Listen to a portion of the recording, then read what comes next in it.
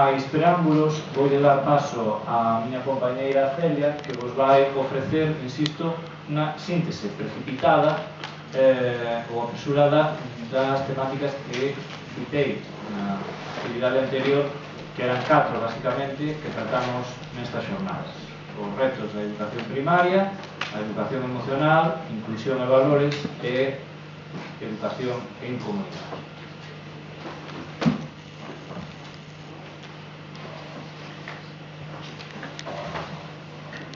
Bueno, a verdade é que nos costa muitísimo hacer conclusións de todo o que acabamos de escoitar estes 2 días. Casi que non fai falta decir nada porque cada quen se fixo as súas propias conclusións de todo o que leva a escoitar, non? Pero bueno, unha das primeiras conclusións que temos que facer as 3 entidades organizadoras é que nos quedamos sorprendidísimos por alto nivel de participación e asistencia. Cando empezamos a organizar isto, o noso medo, nós que vimos do mundo de educación infantil, que conocemos, nos movemos moito nese ámbito, sabemos o nivel de participación, o que hai, o que non hai. Cando empezamos dixemos, como vamos a dar enchido este salón de actos, porque os mestres de primaria queremos que non asisten tantas jornadas de formación. A nosa primeira conclusión é que nunca podemos ter prejuicios, nin na educación, nin na vida, porque perdemos, nos deixamos de sorprender das cousas, e o certo é que para mí é unha sorpresa ver este salón como vi nestes 2 días, para mí e para os outros 2 entidades organizadoras. Os 3 comentamos o mismo, que ben que isto este así de cheo. E logo a seguinte conclusión, que redunda, e de aí salen todos os demais contidos, e é que tiñamos a sensación de que na etapa de primaria como que non pasaba nada, como que era unha etapa como moi lineal, non?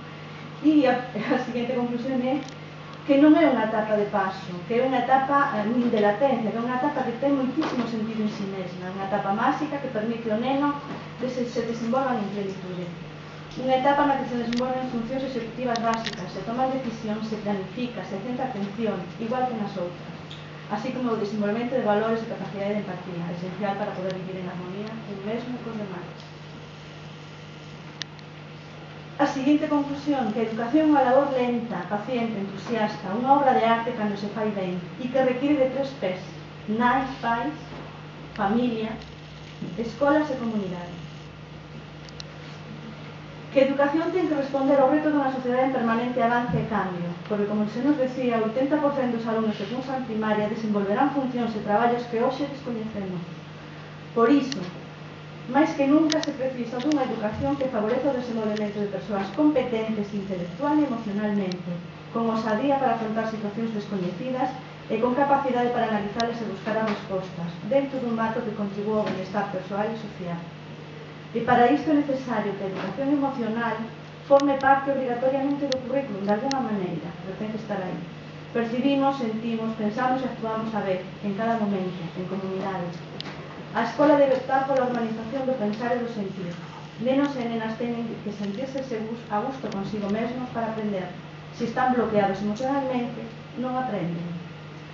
Expresión corporal, artística, son necesarias, a musical, son necesarias e fundamentais para a autorrealización de nenos e nenas. A educación ten que partir dos dereitos e necesidades, que parece unha perogrullada, pero como vimos hoxe pola tarde, moitas veces non é así.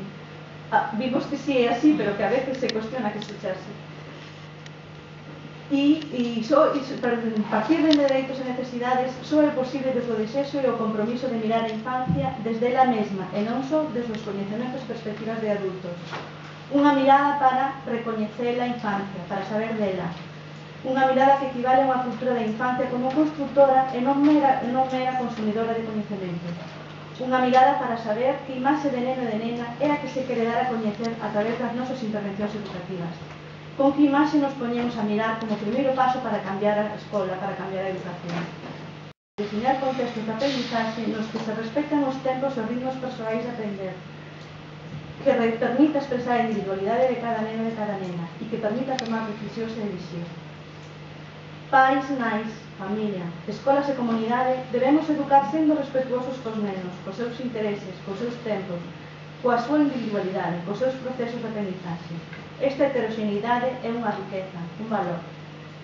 Nenos e nenas precisan de adultos que creen neles e nas súas capacidades e poñen as condicións necesarias en cada contexto, na familia, na escola e na comunidade, para que se produzan aprendizajes significativos, nun marco onde todos e cada un se sinten incluídos. Nenos e nenas precisan de adultos que organizan contextos de tal modo que nenos e nenas son os principais axentes do seu propio desenvolvemento, tomando decisións, buscando e creando as propias respostas, que os manteñen interesados e motivados na búsqueda da aprendizaxe continua. Nenos e nenas precisan de adultos que se preocupan por coñecer en que están ocupados, requieren de personas preocupadas polos seus verdadeiros intereses e ocupacións, o que os move en cada momento, en cada etapa da súa vida.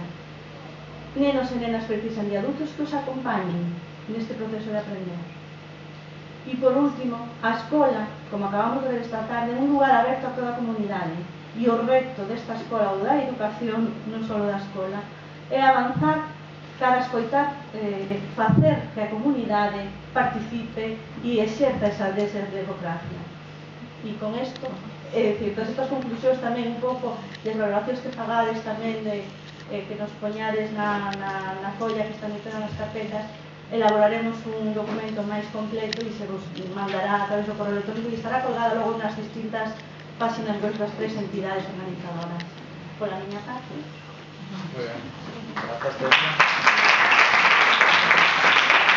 Ahora, Ana, por parte da Fundación Preescolar na Casa.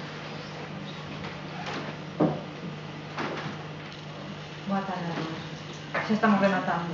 E como ben dixo Celia, a educación é unha labor lenta, paciente, entusiasta, unha obra de arte que se apoia en 3 P's básicos, como estivemos falando durante estos 2 días: a familia, a escola e a comunidade.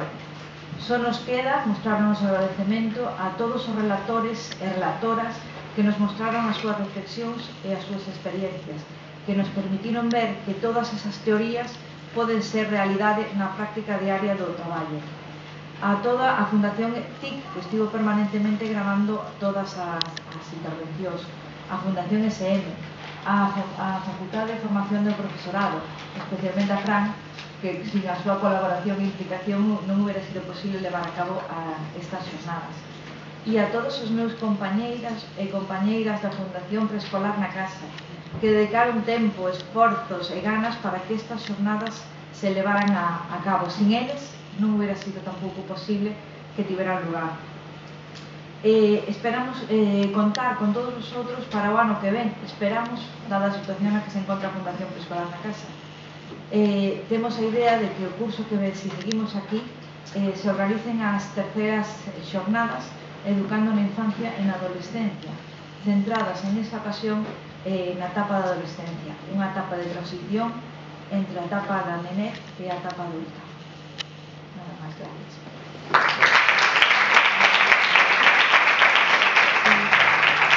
Teño a sensación de que as xornadas foron gañando co paso do tempo e que a actividade desta tarde que, por menos a mí, me serviu para recargar as pilas pedagóxicas. Ola, vos teñades a mesma sensación e que iso poda irradiar nos vosos centros ou nos entornos onde desenvolvades a vosa actividade como educadores ou educadoras. Tócame darvos as últimas palabras antes de ceder o privilexio de despedirvos a Marisol. Digo que me toca dirixirme a vos en representación do decano do centro, que non pode estar hoxe aquí para despedirse, para agradecervos a vosa presenza novamente, para convocarvos, tocamos madeira, a ver se é posible dentro de un ano. Sabedes que as circunstancias económicas afectan personalmente ás persoas individuais, pero tamén ás entidades. As 3 que proponen esta actividade pois tamén se viron, especialmente Preescolar na Casa, negativamente afectadas por esa situación. Entón, contando co esforzo das 3, intentaremos convocarnos novamente aquí para traballar a etapa da adolescencia, ou por lo menos para repensar. Neste capítulo de agradecementos non me gustaría deixarse nomear o Grupo CREA da Universidade de Barcelona, a que Carmen nomeou en varias ocasións porque ela colabora especialmente con eles nalgúnas investigacións. o Grupo CREA fixo esforzos por estar aquí, pero por determinadas circunstancias non se puderon manifestar. Ojalá podamos contar con elas, con eles, en próximas convocatorias. Estamos a falar de un dos grupos referentes en España en educación de adultos, en investigación en comunidades de aprendizaxe, en traballo pedagóxico para reducir as discriminacións sociais, etc. Por lo tanto, contar con Rosa Valls, que é a nosa referencia, con Ramón Flecha ou con calquera da xente que traballa ali, pois para nós realmente sería unha honra. Esperemos telos aquí noutra ocasión. Cómpreme tamén indicarvos, como primicia, creo que é a primeira vez que se vos comunica, procuraremos que chegue a manifestarse na práctica, que a Fundación SM ten a intención de publicar todas as intervencións tanto do curso do ano pasado como destas segundas xornadas como das terceiras, se que finalmente se realizan, que esperamos que se sexa, unha publicación pois da que se vos dará cumprida conta no caso de que finalmente chegue a editarse. Por a miña parte, non sei se me queda algo máis, creo que non. Simplemente dicirvos que foi unha honra contar coa vosa presenza e que desde este centro que eu represento, en nome do decano, agradecervos a vosa presencia e poñernos á vosa disposición como non podría ser de outra manera. Gracias, nada máis. Na parrafadiña que botei cando se inauguraron as xornadas, algunhas compañeiras e compañeros de preescolar na casa dicíanme que botaran en falta que non falase nada do mal que estábamos pasando. E eu dixen, bueno, os erugos xa o saben, parece que non quede ninguén que non o saiba, e pareceume que non era necesario. Ao mellor xe o era, pero eso foi por parecer.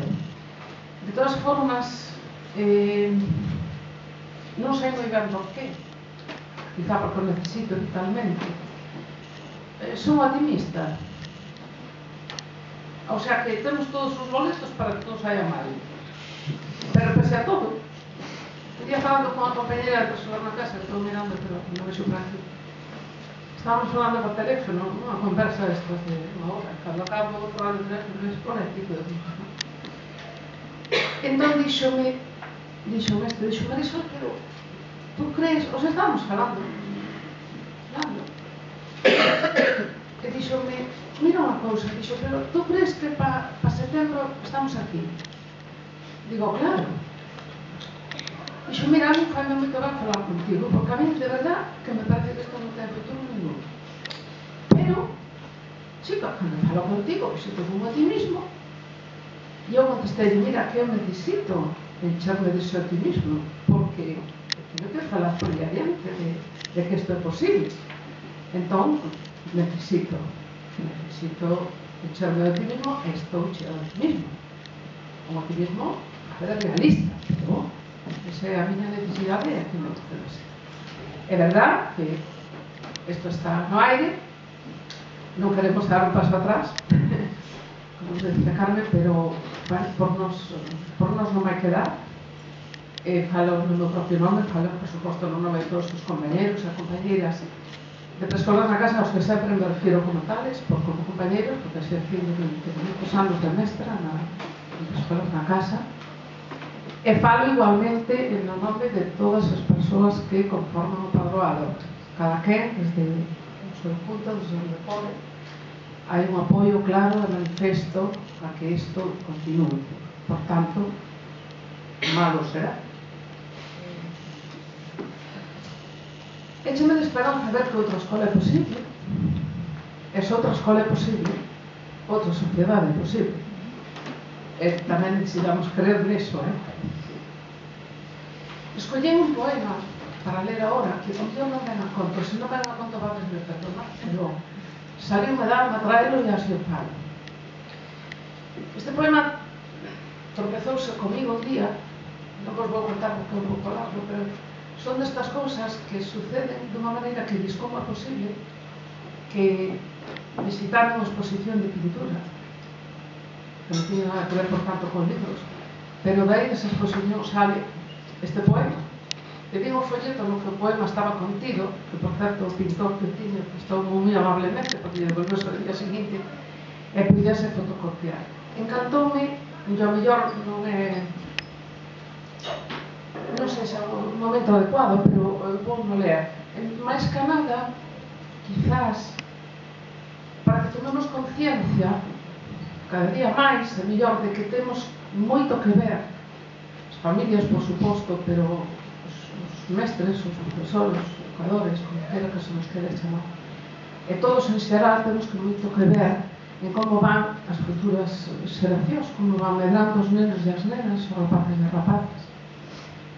Entón, isto que vou ler, que é da autoría de Concha Casabella, como a ver, coñecedes, eu non teño gusto de coñecer, pero o título do poema é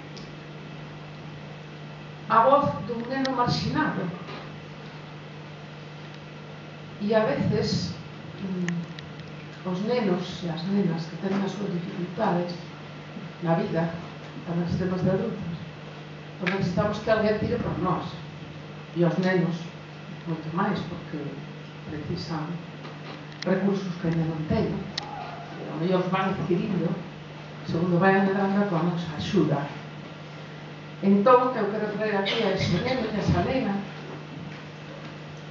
que ao mellor eu mesma, no exercicio da miña profesión, non souben axudarlle a sair. Pois esta é a voz dun neno marxinado. Non me acuses cando teño unha caída e loite contra ti e me revire nese permanente odio que nos une. Camiño pola vida medrando sen esteo que apuntale a miña condición de ser persoa. Dame polo menos unha hora para toparme comigo, xa que naide entende como un neno pode vivir con falta de garimo, tomando por merenda un amargo bocadillo de reproches. Pido, por favor, que non me toques, porque xa teño a pel conxestionada de ser diana de todas as olladas. Carne de cañón infanticida. Dame polo menos outro día e ten esa elegancia que me axude a soportar mellor a miña infancia. Gracias. E a que xa rico o marzo do ano.